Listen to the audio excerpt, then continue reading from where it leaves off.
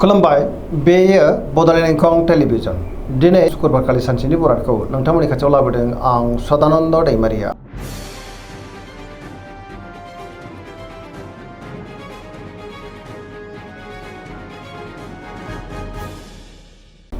सिगां फरायनो लादों मेष राशि गिबि हांखो अ ल दिनैनि साना जोबोर मोजां गोसोखौ दिनै जोबोर गोजोननाय मोनगोन सोरजोंबा बाख्नाय जानोबो हागौ गुबुननि थाखाय दिनै गोबां मोजां खामानि मावनानै होनोबो हागोन गोसोनि साननायफोरा मोगथाङाव जाफुंनोबो हागौ गियाननि आंखाल जानाय नङा गोसोआव दिनै गोथों आरो गोग्गो साननाय फैगोन सोरजोंबा बाख्नाय जानोबो हागौ देहाया दिनै मोजाङैनो थागोन रांखावरियाव मोजां बेफार फालांगियावबो मोजां होनजायो गोबां धोन आरजिनोबो हागोन बहाबा थाङोब्ला दिनै जोबोद मोजां आरो मोजाङैनो हान्थिनोबो हागोन गुबुननि थाखाय गोबां मोजां खामानि मावनानै होनोबो हागोन सिगांनि बबेबा आद्रा खामानिखौबो दिनै मावफुंनो हागोन बिमा बिफानि अननाय आबोरखौ मोननो हागौ समाजाव बयजोंबो मान होजागोन पजिटिभ एनार्जिनि गोहोम गोग्लैगोन सेंग्रा सिख्लाफ्रा दिनै जोबोर रमान्टिक जागोन आरो गावबा गावनि गोसोनि साननायखौ फोरमायनोबो हागोन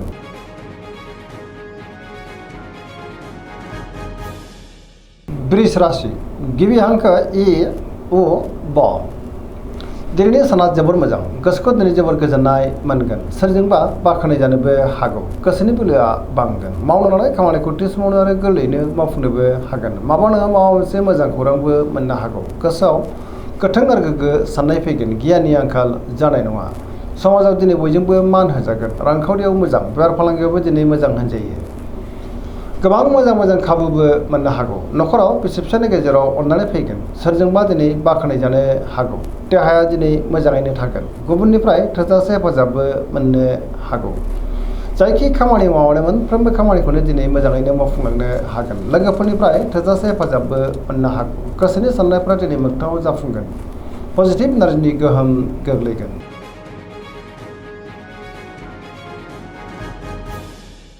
मिथुन राशि गिबि हांखो क स दिनैनि साना जोबोर मोजां गोसोखौ दिनै जोबोर गोजोननाय मोनगोन पजिटिभ एनार्जिनि गोहोम गोग्लैगोन मोनफ्रोमबो बिथिङावनो सांग्रां जानो रोंगोन गियाननि आंखाल जानाय नङा गोथों आरो गोग्गो साननो रोंगोन बहाबा थाङोब्ला दिनै जोबोर मोजां आरो मोजाङैनो हान्थिनोबो हागोन सोरजोंबा बाख्नाय जानोबो हागौ देहाया दिनै मोजाङैनो थागोन रांखावरियाव मोजां बेफार फालांगियावबो दिनै जोबोर मोजां मुलाम्फा मोननो हागोन सोरबा गोजाम लोगोजों बहाबा लोगो मोनजोंबो हागौ बहाबा थाङोब्ला दिनै जोबोर मोजां आरो मोजाङैनो हान्थिनो हागोन गुबुनजों मोजां सोमोन्दो लाखिनो रोंगोन गोसोनि बोलोआ बांनो हागौ मावनो लानाय खामानिखौ थि समावनो आरो गोरलैयैनो मावफुंनो हागोन सिगांनि बबेबा आद्रा खामानियाबो दिनै मावफुंजानो हागौ सोरजोंबा बाख्नाय जानोबो हागौ गुबुननि थाखाय दिनै गोबां मोजां खामानि मावनानै होनोबो हागोन गोबां मोजां खाबुबो दिनै मोननो हागौ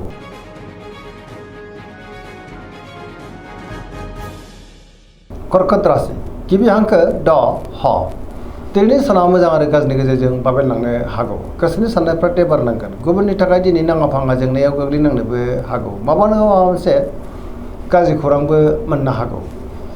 सोरनिबा गाज्रि नोजोर थानोबो हागौ नेगेटिभ एनार्जिनि गोहोम गोग्लैगोन मावनो लानाय खामानिखौ मावफुंनो हायोब्लाबो माबा नङा माबा मोनसे गोरोन्थिबो जालांनो हागौ रांखावरियाव मोजां बेफार फालांगियावबो मोजां होनजायो न'खराव अनलायनाय फैगोन बिदा फंबायनिफ्राय थोजासे हेफाजाबबो मोननो हागौ समाजाव लोगो लेवा बांगोन देहाया दिनै बारा मोजां थानाय नङा गोबां रोखोमनि देहायारि जेंनाजों मोगा मोगि जानांनोबो हागौ गोसोआव गोनो गोथो साननाय फैगोन फरायसाफ्रा दिनै फरायनायाव गोसो दुंखांगोन आरो मोजां फिथाइ मोननोबो हागोन लाइमोनफ्रा जोबोर आला खाला जानोबो हागौ नेगेटिभ एनार्जिनि गोहोमबो गोग्लैनो हागौ सांग्रां जानाया गाहाम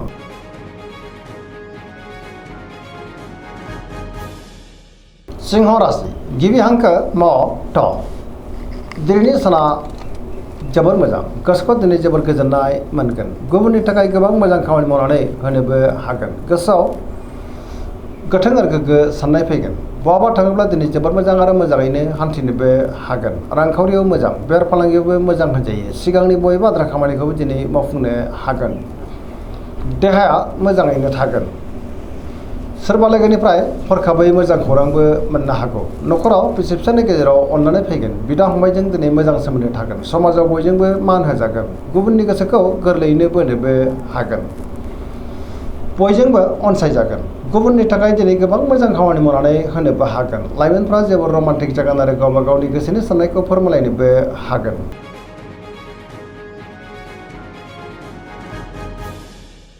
कन्या राशि गिबि हांखो प ट दिनैनि साना जोबोर मोजां गोसोखौ दिनै जोबोर गोजोननाय मोनगोन बयजोंबो अनसायजागोन गुबुननि थाखाय दिनै गोबां मोजां खामानि मावनानै होनोबो हागोन पजिटिभ साननो रोंगोन गियाननि आंखाल जानाय नङा गोथों आरो गोग्गो साननो हागोन मोनफ्रोमबो बिथिङावनो जाफुंसारगोन रांखावरियाव मोजां अब्लाबो नाथाय खरसायाबो बांनो हागौ बेफार फालांगियाव दिनै जोबोर मोजां मुलाम्फा मोनगोन देहाया मोजाङैनो थागोन गोबां मुंदांखा सुबुंजों दिनै लोगो मोनलायनोबो हागौ बिमा बिफानिफ्राय थोजासे हेफाजाबबो मोनगोन सोरजोंबा बाख्नाय जानानै गोसोआ दिनै जोबोर खुसि जागोन पजिटिभ एनार्जिनि गोहोम गोग्लैगोन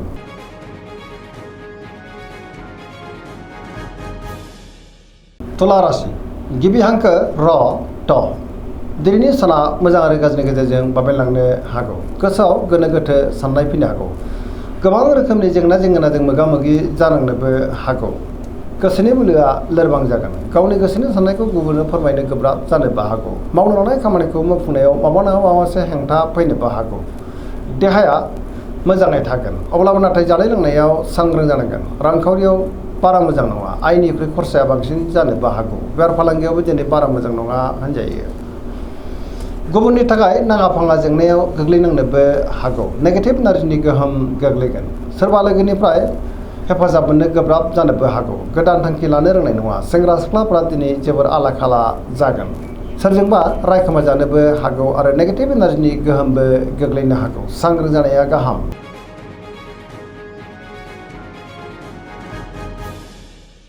वृश्चिक राशि गिबि हांखो न स दिनैनि साना जोबोर मोजां गोसोखौ दिनै जोबोर गोजोननाय मोनगोन गुबुननिफ्राय थोजासे हेफाजाबबो मोननो हागौ गोबां मोजां खाबुबो दिनै मोननो हागौ गोसोआव दिनै पजिटिभ साननाय फैगोन गोथों आरो गोग्गो साननो रोंगोन गियाननि आंखाल जानाय नङा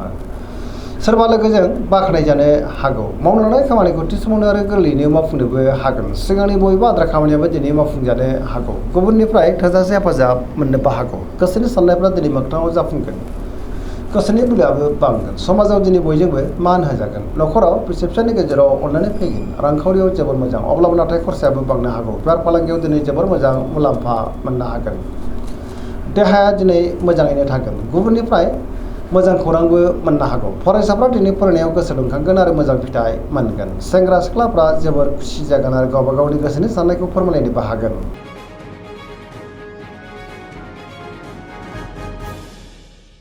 धनु राशि गिबि हांखो ढ फ भ दिनैनि साना जोबोर मोजां गोसोखौ दिनै जोबोर गोजोननाय मोनगोन सोरजोंबा बाख्नाय जानानै गोसोआ दिनै जोबोर खुसि जागोन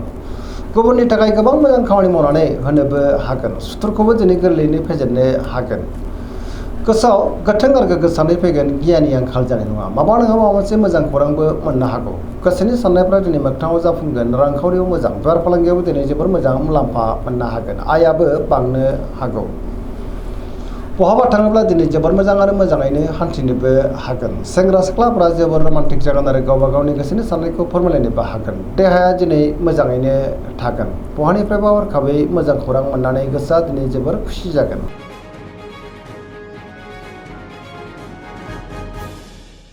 मकर राशि गिबि हांखो ख ज दिनैनि साना मोजां आरो गाज्रि गेजेरजों बाबेनलांनो हागौ गोसोनि साननायफोरा दिनै देबारनांगोन गुबुननि थाखाय नाङा फाङा जेंनायाव गोग्लैनांनोबो हागौ नेगेटिभ एनार्जिनि गोहोमबो गोग्लैनो हागौ रांखावरियाव बारा मोजां नङा नाङा फाङा खरसाया बांनो हागौ बेफार फालांगियावबो दिनै बारा मोजां नङा होनजायो गुबुनजों मोजां सोमोन्दो लाखिनो गोब्राब जागोन माबा नङा माबा मोनसे गाज्रि खौरांबो मोननो हागौ गोदान खामानियाव दिनै आखाइ होजेननो हानाय नङा सेंग्रा सिख्लाफ्रा जोबोर आला खाला जागोन बिदा फंबायनिफ्राय हेफाजाबखौ मोननो हागौ नेगेटिभ एनार्जिनि गोहोम गोग्लैनोबो हागौ फरायसाफ्रा दिनै फरायनायाव गोसो दुंखांगोन आरो मोजां फिथाइ मोननोबो हागोन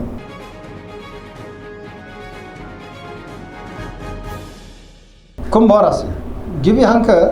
ग स दिनैनि साना मोजां आरो गाज्रि गेजेरजों बाबेनलांनो हागौ गोसोआव गोनो गोथो साननाय फैगोन गुबुननि थाखाय नाङा फाङा जेंनायाव गोग्लैनांनोबो हागौ गोसोआ दिनै जोबोर उसुखुथु जानोबो हागौ मावनो लानाय खामानिखौ मावफुंनो गोब्राब जागोन गुबुननिफ्राय हेफाजाब मोननोबो गोब्राब जानोबो हागौ समाजाव नाथाय मान मोनगोन गोबां मुंदांखा सुबुंजों दिनै लोगो मोनज्लायनोबो हागौ रांखावरियाव मोजां बेफार फालांगियावबो मोजां होनजायो देहाया दिनै बारा मोजां थानाय नङा गोबां रोखोमनि देहायारि जेंनाजों मोगा मोगि जानांगोन जानाय लोंनायाव सांग्रां जायोब्ला गाहाम न'खराव दिनै अननानै फैगोन गुबुननिफ्राय हेफाजाबखौ मोननो गोब्राब जागोन बिमा बिफानि अननाय आबोरखौ नाथाय मोननो हागोन बहाबा थाङोब्ला दिनै लामा सामायाव सांग्रां जानांगोन नेगेटिभ एनार्जिनि गोहोम गोग्लैनो हागौ।